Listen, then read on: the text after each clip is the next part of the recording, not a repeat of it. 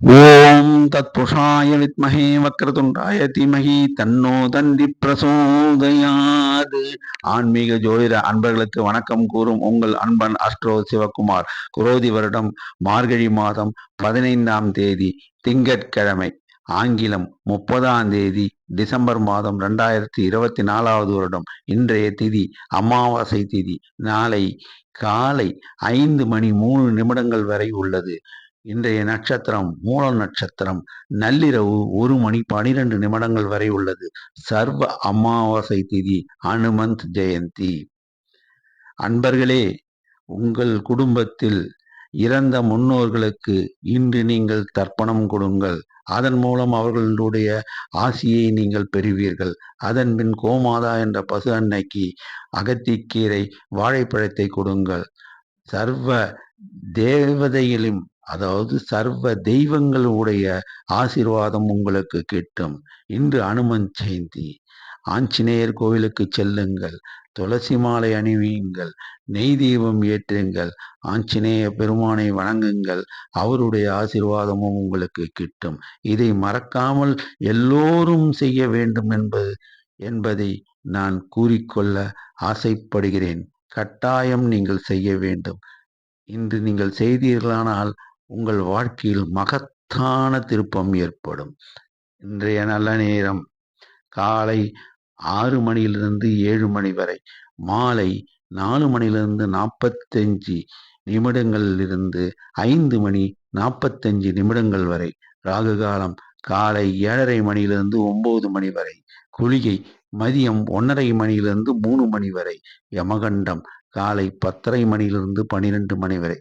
இன்று சந்திராஷ்டமம் பெறும் நட்சத்திரம் கார்த்திகை நட்சத்திரமாகும். கார்த்திகை நட்சத்திரத்தில் பிறந்தவர்கள் முக்கிய பணிகளை செய்ய வேண்டாம். அவ்வாறு செய்ய நேரிட்டால் நீங்கள் விநாயகர் ஆலயம் சென்று சிதறு தேங்காய் உடைத்துவிட்டு அதன் பின் முருகர் ஆலயம் சென்று முருகபெருமானுக்கு சிகப்பு புஷ்பம் சாற்றி நெய் தீபம் ஏற்றி வணங்கிய பின் செய்யலாம். மிக மிக முக்கிய பணிகளை செய்யாமல் மாமூல் பணிகளை செய்வது மிகவும் உத்தமம். இன்றைய ராசி பலன்களை இப்பொழுது காணலாம். மேஷராசி அன்பர்களே, நீங்கள் அன்பானவர்கள், பண்பானவர்கள், எல்லென்றால் என்னையாக எல்லா காரியத்தையும் முடைப்பவர்கள். உங்களுக்கு இன்று நன்மை தரும் நாளாகவே அமையும். இதுவரை நீங்கள் செய்த காரியங்களுக்கு உங்களுக்கு பாராட்டுகள் கிடைக்கும். மேஷராசியில் பிறந்த கடின உழைப்பாளிகளே, உங்களுக்கு நிச்சயமாக நல்ல ஆதாயம் கிடைக்கும். உங்கள் உழைப்பிற்கு மரியாதை கிடைக்கும், அதிக ஊதியம் கிடைக்கும், எல்லாம் நன்மையாக முடியும். நீங்கள் செய்ய வேண்டிய ஒரு நற்செயல் என்னவென்றால், மாலை வேளையில் அனுமார் கோயிலுக்கு சென்று துளசி அணிவித்து நெய் தீபம் ஏற்றி அனுமாருடைய ஆசீர்வாதத்தை பெறுங்கள். ரிஷபராசி அன்பர்களே, இன்று எல்லா காரியத்தையும் நீங்கள் சிரத்தையுடன் செய்யுங்கள். சற்று கவனக்குறைவு ஏற்பட்டாலும் சில தவறுகள் நிகழலாம். அதனால் நீங்கள் சிரத்தையுடன் செய்தால் எல்லா காரியங்களும் வெற்றியாகும். ரிஷபராசி அன்பர்களே, இன்று நீங்கள் செல்ல வேண்டிய ஆலயம் சிவன் ஆலயம். சிவனுக்கு நீங்கள் வெல்வம் அணிவித்து நெய் தீபம் ஏற்றி பின் மாலையில் ஆஞ்சநேயர் ஆலயம் சென்று துளசி அணிவித்து நெய் தீபம் ஏற்றி அவருடைய ஆசீர்வாதத்தை பெறும். ரிஷபராசியில் பிறந்த கடின உழைப்பாளிகளே, நீங்கள் இன்று நிச்சயமாக எல்லா காரியங்களிலும் வெற்றி பெறுவீர்கள். ஆனால் கொஞ்சம் சிரத்தையுடன் செய்யுங்கள். பாரம் தூக்கும் தொழிலாளிகளாக இருந்தால் உங்கள் பாரத்தை தூக்கும்போது யோசித்து செய்யுங்கள். சிரத்தையுடன் கவனத்துடன் செய்யுங்கள். ஆட்டோ ஓட்டுநராக இருந்தால் சிரத்தையுடன் கவனத்துடன் வண்டியை ஓட்டுங்கள். டாக்ஸி ஓட்டுநராக இருந்தாலும், கனரக வாகனம் ஓட்டுநராக இருந்தாலும் சிரத்தையுடன் கவனத்துடன் செய்யவும். அதற்கு நீங்கள் செய்ய வேண்டிய காரியம், காலையில் பிள்ளையார் கோயில் சென்று ஒரு கற்பூரத்தை ஏற்றிவிட்டு காகத்திற்கு எள்ளெண்ணம் வைத்துவிட்டு, உங்களுடைய முன்னோர்கள் யாராவது குடும்பத்தில் இறந்திருந்தால் அவர்களுக்கு தர்ப்பணம் செய்துவிட்டு உங்கள் பணியை தொடங்குங்கள். எல்லாம் சிறப்பாக முடியும். மாலையில் நீங்கள் அனுமார் ஆலயம் சென்று அனுமாருக்கு நெய் தீபம் ஏற்றி வணங்குங்கள். அவருடைய ஆசீர்வாதத்தையும் பெறுங்கள். உங்களுக்கு பணவரவு தனவரவு இரண்டும் கிடைக்கும். மிதுனராசி அன்பர்களே, இன்று உங்களுக்கு மனச்சோர்வு ஏற்படும். அந்த மனச்சோர்வினால் உங்களுக்கு எந்த காரியமும் செய்யாமல் ஓய்வெடுக்கலாமா என்று தோன்றும். அவ்வாறு ஓய்வெடுக்க வேண்டாம். காலையில் நீங்கள் குளித்துவிட்டு முன்னோர்கள் யாராவது உங்கள் குடும்பத்தில் இறந்திருந்தார்கள்னா அவர்களுக்கு நீங்கள் தர்ப்பணம் கொடுங்கள். அதன் பின் பசுமாட்டிற்கு அகத்திக்கீரை பழத்தை வாங்கி கொடுத்துவிட்டு உங்கள் வேலைகளை தொடங்குங்கள். எல்லா வேலைகளும் நல்லபடியாக முடியும். கடின உழைப்பாளிகளே, மிதுன ராசியில் பிறந்த கடின உழைப்பாளிகளே, உங்களுக்கும் உடல் சோர்வு ஏற்படலாம். அந்த சோர்வை நீங்கள் பொருட்படுத்த வேண்டாம். நீங்கள் செய்ய வேண்டிய ஒரு நற்செயல் என்னவென்றால், நீங்கள் மதியம் சாப்பிடும் சாப்பாட்டில் ஒரு பிடி அளவு நீங்கள் 4 கால் பிராணியான நன்றியுள்ள ஜீவனான பைரவருக்கு நீங்கள் அழியுங்கள். அதன் மூலம் உங்களுக்கு எல்லா வளமும் கிடைக்கும். கடகராசி அன்பர்களே, இன்று உங்களுக்கு கவனம் தேவை. எல்லா செயலிலும் கவனம் தேவை. நீங்கள் பணத்தை எண்ணும் போதும் கவனமாக எண்ண வேண்டும். கேஷியராக வேலை செய்தால் கவனமாக பணத்தை எண்ண வேண்டும். இல்லை என்றால் உங்களுக்கு பணம் அடுத்தவருக்கு சென்றுவிடும். வியாபாரிகளாக இருந்தால் சில்லறை கொடுக்கும்போது ஒரு தடவைக்கு 3 தடவை எண்ணி கொடுங்கள். அல்லது பொருட்களை வாங்குவதாக இருக்கும் தாய்மார்கள் தங்களுடைய பணத்தை எண்ணி செலவழியுங்கள். கவனமாக செலவழியுங்கள். இல்லை என்றால் உங்களுடைய பணம் விரயமாகும். இன்று கடகராசி அன்பர்களை நீங்க செய்ய வேண்டிய ஒரு நற்செயல் என்னவென்றால், காலையில் எழுந்தவுடன் பிள்ளையார் கோவிலுக்கு சென்று ஒரு நெய் தீபம் ஏற்றிவிட்டு அதன் பின் உங்கள் வீட்டில் குடும்பத்தில் முன்னோர்கள் யாராவது இறந்திருந்தால் அவர்களுக்கு தர்ப்பணம் கொடுத்துவிட்டு கோமாதா என்ற பசு அன்னைக்கு அகத்திக்கீரையும் வாழைப்பழத்தையும் கொடுத்துவிட்டு உங்கள் காரியங்களை செய்யுங்கள். எல்லா விதத்திலும் உங்களுக்கு மேன்மை உண்டாகும். கடகராசியில் பிறந்த கடின உழைப்பாளிகளே, நீங்கள் செய்ய வேண்டிய ஒரு நற்செயல் என்னவென்றால், ஒரு பிடி அரிசியை நீங்கள் கொஞ்சம் வெல்லம் கலந்து எறும்பு புற்று அருகே விடுங்கள். அந்த எறும்புகள் அவற்றை சாப்பிட்டு விட்டு உங்களுக்கு ஆசீர்வாதம் கொடுக்கும். அதன் மூலம் உங்களுக்கு எல்லா வகையிலும் மேன்மை உண்டாகும். சிம்மராசி அன்பர்களே, இன்று நீங்கள் ஏனோ மன வருத்தத்தில் இருப்பீர்கள். அதை விடுத்து விடுங்கள். கோபப்படாதீர்கள். சாந்தமாக பேசுங்கள். சட்டென்று உங்களுக்கு கோபம் வரும். அவ்வாறு கோபத்தை நீங்கள் கண்ட்ரோல் பண்ணுங்கள். சாந்தமாக பேசினால் எல்லா செயல்களும் உங்களுக்கு நல்லபடியாக முடியும். அதனால் பணவரவு தனவரவு உண்டு. கடின உழைப்பாளிகளே, சிம்மராசியில் வந்த கடின உழைப்பாளிகளே, இன்று நீங்கள் உங்களுடைய செயல்பாடுகளை செய்யும்போது, அதாவது உங்களுடைய வாடிக்கையாளர்கள் அல்லது உங்களுடைய எஜமானர்கள் அல்லது உங்களிடம் வேலை கொடுத்து வேலையை வாங்குபவர்கள் அவரிடம் மெதுவாகவும் சாந்தமாகவும் அமைதியாகவும் பேசுங்கள். அவர்கள் நிச்சயமாக உங்களுக்கு லாபத்தை அதிகமாக கொடுப்பார்கள். சிலருக்கு கூலி ஊதியத்தை கூட்டி கொடுப்பார்கள். நிச்சயம் இது நடக்கும். இன்று சிம்மராசி அன்பர்கள் செய்ய வேண்டிய ஒரு நற்செயல் என்னவென்றால், காலையில் பிள்ளையார் கோயில் நெய் தீபம் ஏற்றிவிட்டு அதன் பின் சிவனாலயத்துக்கு சென்று சிவபெருமானை வணங்கிவிட்டு மாலையில் ஆஞ்சநேயர் ஆலயம் சென்று ஆஞ்சநேயரையும் வணங்குங்கள். உங்களுக்கு எல்லா விதமும் மேன்மை உண்டாகும். கன்னிராசி அன்பர்கள், என்று நீங்கள் அமைதியாக இருக்க வேண்டும். ஏனோ உங்களுடைய மனம் ஏதோ ஒரு வகையில் பாதிக்கப்பட்டிருக்கும். அவற்றையெல்லாம் புறந்தள்ளுங்கள். நீங்கள் இன்று அமைதியாக இருங்கள். எல்லாம் உங்களுக்கு வெற்றிகரமாக முடியும். எதை பற்றியும் நீங்கள் கவலைப்பட வேண்டாம். கடின உழைப்பாளிகளே, கன்னியா ராசியில் பிறந்த கடின உழைப்பாளிகளே, நீங்கள் இன்று அமைதியாக உங்கள் செயல்பாடுகளை அதாவது அமைதியாக என்றால் நீங்கள் கேட்கும் விதத்தில், நீங்கள் உங்கள் ஊதியத்தை கேட்கும் விதத்தில் அமைதியாக கேளுங்கள். அதை கூட்டி கேட்டாலும் அமைதியாக சொல்லுங்கள். அவள் கூட்டி தர மறுத்தால் அவரிடம் கோபப்படாதீர்கள். அவர்கள் கொடுக்கும் பொருளுக்கு ஊதியத்தை பெற்றுக்கொள்ளுங்கள். அதன் மூலம் உங்களுக்கு வருவாய் கூடும். உங்களுக்கும் மகிழ்ச்சி உண்டாகும். இன்று நீங்கள் செய்ய வேண்டிய ஒரு நற்செயல் என்னவென்றால், காலையில் காகத்திற்கு எள்ளெண்ணம் வைத்துவிட்டு மாலையில் ஆஞ்சநேயர் ஆலயம் சென்று ஆஞ்சநேய பெருமானை வணங்கிவிட்டு அதன் பின் உங்களுடைய வீட்டிற்கு செல்லவும் உங்களுக்கு எல்லா வகையிலும் இன்று மேன்மை உண்டாகும். துளாராசி அன்பர்களே, இன்று உங்களுக்கு எல்லா வகையிலும் சுகம் கிடைக்கும். ஏனென்றால் வரக்கூடிய காலம் பொற்காலமாக இருக்கின்றது. அதனால் உங்களுக்கு இன்று சுகமான அனுபவங்கள் இருக்கும். சுகம் கிடைக்கும் உங்களுக்கு. அதாவது சுகம் என்றால் நான் சொல்லுவது மன மகிழ்ச்சியை கூறுகின்றேன். மன மகிழ்ச்சி எப்பொழுது வரும் என்றால், ஒரு மனிதனுக்கு பணம் அதிகமாக வந்தால் அ வரும்.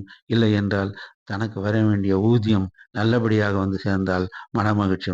அவ்விதமான மகிழ்ச்சிகள் உங்களுக்கு நிச்சயமாக கிட்டும். கடின உழைப்பாளிகளே, துலாம் பிறந்த கடின உழைப்பாளர்களே, உங்களுக்கு ஊதியம் அதிகமாக கிடைக்கும். நீங்கள் செய்ய வேண்டிய காரியம், காலையில் யாராவது முன்னோர்கள் உங்கள் குடும்பத்தில் இறந்திருந்தால் அவர்களுக்கு தர்ப்பணம் கொடுத்துவிட்டு, கோமாதா என்ற பசு அன்னைக்கு நீங்கள் அகத்திக்கீரையும் பழங்களையும் வாங்கி கொடுங்கள். அவருடைய ஆசீர்வாதம் பெறுங்கள். பெருமாள் ஆலயம் சென்று பெருமாளுக்கு நெய் தீபம் ஏற்றிவிட்டு, ஆஞ்சநேயருக்கு நெய் தீபம் ஏற்றிவிட்டு வணங்குங்கள். எல்லா வகையிலும் உங்களுக்கு மேன்மை உண்டாகும். விருச்சிக ராசி அன்பர்களே, இன்று உங்களுக்கு எல்லா விதத்திலும் அனுகூலமான நாள் தான். அது எதை பற்றியும் நீங்கள் கவலைப்பட வேண்டாம். நலம் பயக்கும். ஆனால் உங்கள் பேச்சில் நிதானம் தேவை. யாரிடம் சட்டென்று எரிந்து பேசிவிடாதீர்கள். அதாவது யாருடைய மனதையும் புண்படுத்தி விடாதீர்கள். நீங்கள் புண்படுத்தாமல் பேசினால் உங்களுக்கு எல்லா காரியமும் நல்ல விதமாக முடியும். கடின உழைப்பாளிகளே, விருச்சிக ராசியில் பிறந்த கடின உழைப்பாளிகளே, நீங்களும் எரிச்சல் அடையாமல் உங்களுடைய வாடிக்கையாளர்களை அல்லது உங்களுடைய முதலாளியிடம் நீங்கள் உங்களுடைய ஊதியத்தை கேட்டு பெறுங்கள். நிச்சயமாக உங்களுக்கு அதிக வருவாய் வரும், லாபமும் கிட்டும். நீங்கள் செல்ல வேண்டிய ஆலயம் முருகர் ஆலயம். முருகர் ஆலயத்திற்கு சென்று சிவப்பு புஷ்பம் சாற்றி நெய் தீபம் ஏற்றி, அதன் பின் ஆஞ்சநேயர் ஆலயம் சென்று ஆஞ்சநேயருக்கு துளசி மாலை அணிவித்து நெய் தீபம் ஏற்றுங்கள். எல்லா வகையிலும் மேன்மை உண்டாகும். தனுசு ராசி அன்பர்களே, இன்றைக்கு உங்களுக்கு எல்லா வகையிலும் புகழ் கிடைக்கும். அதாவது இது நாள் வரை உங்களுக்கு ஏற்பட்ட எல்லா கஷ்டங்களும் விலகிவிடும். நீங்கள் செய்த நற்காரியங்களுக்கு உங்களுக்கு புகழ் கிட்டும். அதன் மூலம் உங்களுக்கு மனமகிழ்ச்சி உண்டாகும். கடின உழைப்பாளிகளே, தனுசு ராசியில் பிறந்த கடின உழைப்பாளிகளே, இன்று நீங்கள் செய்யக்கூடிய அனைத்து செயல்பாடுகளுக்கும் உங்களுக்கு ஊதிய உயர்வு கிடைக்கும். அதாவது பேசிய சம்பளத்தை விட அதிகமாக கிடைக்கும். அதனால் நீங்கள் எதை பற்றியும் கவலைப்பட வேண்டாம். காலையில் உங்கள் முன்னோர்கள் யாராவது குடும்பத்தில் இறந்திருந்தால் அவருக்கு தர்ப்பணம் கொடுத்துவிட்டு, கோமாதா என்ற பசு அன்னைக்கு அகத்திக்கீரை பழங்கள் வாங்கி கொடுத்துவிட்டு, மாலையில் ஆஞ்சநேயர் ஆலயம் சென்று அவருக்கு நெய் தீபம் ஏற்றுங்கள். எல்லா வகையிலும் உங்களுக்கு புகழ் கிட்டும். மகர ராசி அன்பர்களே, இன்றைக்கு ஏனோ மனப்பீதியில் இருப்பீர்கள். அதையெல்லாம் ஒதுக்கி செல்லுங்கள். காலையில் வேலைக்கு செல்லும் முன் விநாயகர் ஆலயம் சென்று நீங்கள் ஒரு சிறு தேங்காய் உடைத்து விடுங்கள். உங்கள் முன்னோர்கள் யாராவது இறந்திருந்தால் குடும்பத்தில் அவர்களுக்கு தர்ப்பணம் கொடுங்கள். அதன் முன் கோமாதா என்ற பசு அன்னைக்கு ஆகாரம், அதாவது அகத்திக்கீரை பழங்களை வாங்கி கொடுத்துவிட்டு உங்கள் செயல்பாடுகளை செய்யுங்கள். எல்லா விதத்திலும் உங்களுக்கு மேன்மை உண்டாகும். மகர ராசியில் பிறந்த கடின உழைப்பாளிகளே, உங்களுக்கு நீங்கள் பயமறியாதவர்களால் இருந்தாலும் ஏதோ ஒரு மன வாட்டம் ஏற்படும். அதை பற்றியெல்லாம் ஒதுக்கி தள்ளிவிடுங்கள். உங்கள் முன்னோர்கள் யாராவது இறந்திருந்தால் அவர்களுக்கு தர்ப்பணம் செய்யுங்கள். அல்லது கோமாதா என்ற பசு அன்னைக்கு நீங்கள் அகத்திக்கீரை வாழைப்பழங்கள் வாங்கி கொண்டு மாலையில் நீங்கள் அனுமார் ஆலயம் சென்று அனுமாருக்கு துளசி மாலை அணிவித்து நெய் தீபம் ஏற்றுங்கள். எல்லா வகையிலும் உங்களுக்கு மேன்மை உண்டாகும். கும்பராசி அன்பர்களே, நீங்கள் எல்லா விதத்திலும் பொறுமைசாலியாக இருந்திருப்பீர்கள். ஆனால் சட்டென்று உங்களுக்கு இப்பொழுது கோபம் வரும். அந்த கோபத்தை வெளிக்காட்டிக் கொள்ள வேண்டாம். உங்களுடைய மனதை பக்தி மார்க்கத்தில் திருப்புங்கள். அதாவது காலையில் நீங்கள் பெருமாள் ஆலயம் சென்று பெருமாளை வணங்கிவிட்டு ஆஞ்சநேயரையும் வணங்குங்கள். உங்களின் முன்னோர்கள் யாராவது குடும்பத்தில் இறந்திருந்தார்கள் என்றால் அவர்களுக்கு தர்ப்பணம் கொடுக்க வேண்டியிருந்தால் தர்ப்பணம் கொடுத்து விடுங்கள். கோமாதா என்ற பசு அன்னைக்கு நீங்கள் அகத்திக்கீரையும் பழங்களும் வாங்கி கொடுத்து உங்கள் பணிகளை செய்யுங்கள். நிச்சயமாக மேன்மை உண்டாகும். கடின உழைப்பாளிகளே, கும்பராசியில் பிறந்த கடின உழைப்பாளிகளே, நீங்கள் என்ன செய்ய வேண்டும் என்றால், ஒரு பிடி அன்னத்தை நீங்கள் 4 கால் பிராணியான நன்றியுள்ள ஜீவனான பைரவருக்கு கொடுங்கள். அது பசி ஆற்றிவிட்டால் உங்களுக்கு நிச்சயமாக எல்லா வளங்களும் நிச்சயமாக கிட்டும். எதை பற்றியும் நீங்கள் கவலைப்பட வேண்டாம். மீனராசி அன்பர்களே, இன்று நீங்கள் பொறுமையாக இருக்க வேண்டும். உங்களுக்கு கோப உணர்வு வந்தாலும் காட்ட வேண்டாம்.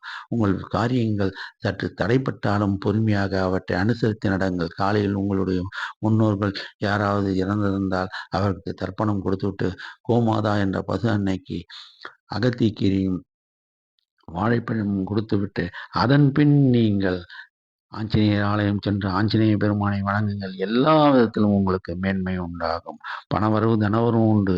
கடின உழைப்பாளிகளை, மீனராசியில் பிறந்த கடின உழைப்பாளிகளை நீங்களும் இவற்றை பின்பற்றினால் உங்களுக்கு எல்லா வகையிலும் மேன்மை உண்டாகும்.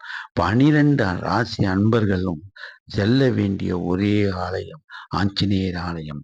12 ராசி அன்பர்களும் செய்ய வேண்டிய ஒரு நற்செயல் என்னவென்றால், அவர்கள் குடும்பத்தில் முன்னோர்கள் இறந்திருந்தால் அவர்களுக்கு கட்டாயம் தர்ப்பணம் கொடுங்கள்.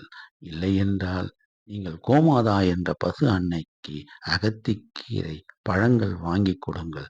அது உங்களுடைய வாழ்க்கை தரத்தை உயர்த்தும்.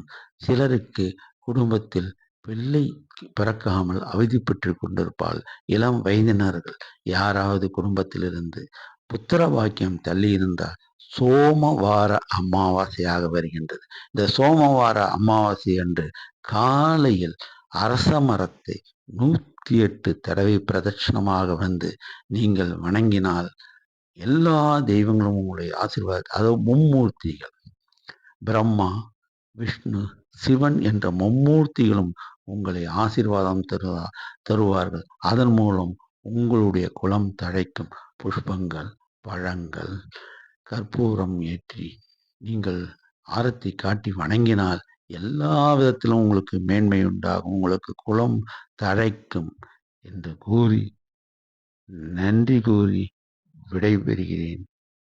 உங்கள் அன்பன் அஸ்ட்ரோ சிவக்குமார்.